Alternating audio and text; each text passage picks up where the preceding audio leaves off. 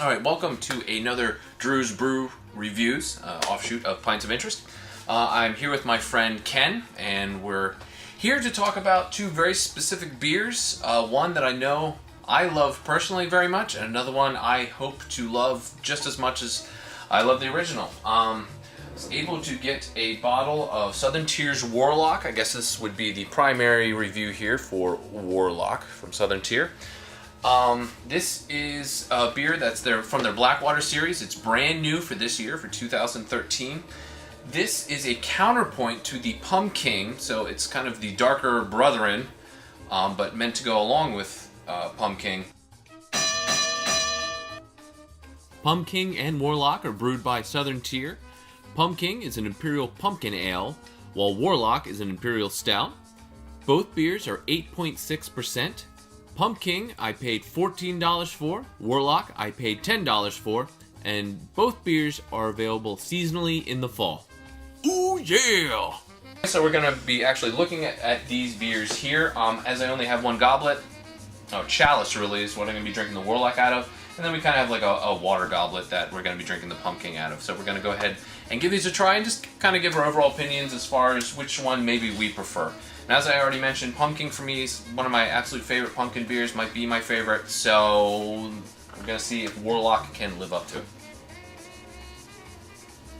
One of my favorites. It's one of the few beers that I have. Some beers mention or say that they have the graham cracker involved in it, but I've never really had a beer that features it as nicely as this beer does. Creamy, it's got the spice, not overly spiced, not overly sweet. It's a really mature pumpkin beer regardless of this kind of creamy mouthfeel and body that it has.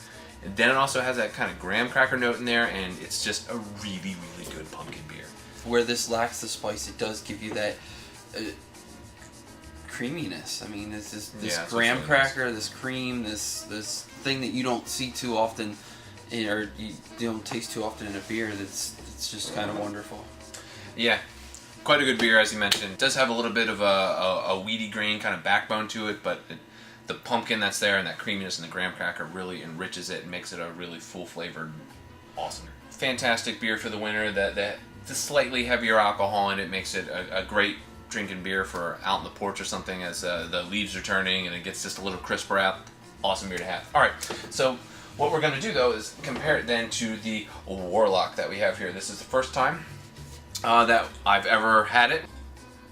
Still has that graham cracker. It's a little bit roasty. It's roastier. It's creamy and it's graham cracker, but it's roasty. I get a graham cracker creamy. I'm getting that same.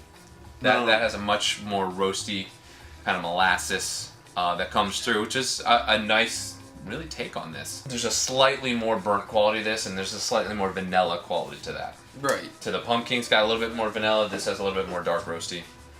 Both absolutely excellent aromas. This is one of the beers where the aroma just, it makes me salivate and want to just dive into the damn thing.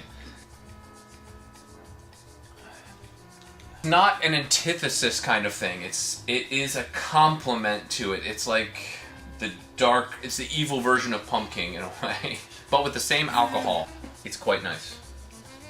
I don't know what I prefer. Yeah, this is going to be a tough choice because they really do have very similar tastes. I think you could definitely tell if you're blindfolded and had both of these, you could tell there's something really similar going on between them. But it's that kind of how I said about the aroma. There's a little bit more of a lighter vanilla quality in that, a little bit more of a darker roast quality in this. The molasses comes through a little bit more. Not really a coffee kind of taste. It's not that roasty, but yeah, kind of a burnt sugar that's real nice. It's like it's halfway between if you took the Pumking, Southern Tier's creme brulee, and kind of mix them together, but we're able to maintain the qualities of both in some way. I think this has a strong creme brulee quality to it. Yeah, I'd probably have to say the Warlock for me, just because it's more of a newer taste. I have had the Pumking a number of times and loved it every single time, and the fact that this is as successful as it is really nice, and I do like that roasty, molassesy quality that this has, while keeping that graham cracker and that creaminess. I think I'd have to go with the Pumking over the Warlock, but just slightly. I'd get both. Because I wouldn't want to short myself out of either one. I wouldn't want to pick. Totally lame tie. If you're outside doing something on a brisk day and want to kind of sit down and have a beer. Well, it's a little colder out. Pumpkin is just a great beer for that. And then in the evening when it's kind of night out, maybe you're roasting a log out in a fire pit or something like that, switch over to the Warlock. It'd be an awesome complement to your day. Yeah. I think it's pretty clear that we love both of these beers. Awesome beers. If you can get Pumpkin and or Warlock, absolutely do it. Yeah. Love them as fall beers. Again, if you're more into the more real pumpkin, kind of bitter, earthy beers, these aren't really going to be what you want for that. But if you just want a damn fine, well done, refined, seasonal beer, these are some of the best you're going to get. Mm-hmm. Absolutely love it. For more beer reviews and episodes, you can go to pintsofinterest.net, on Facebook at facebook.com/pintsofinterest. You can also follow us on Twitter at Pints of Interest for 140 character beer reviews.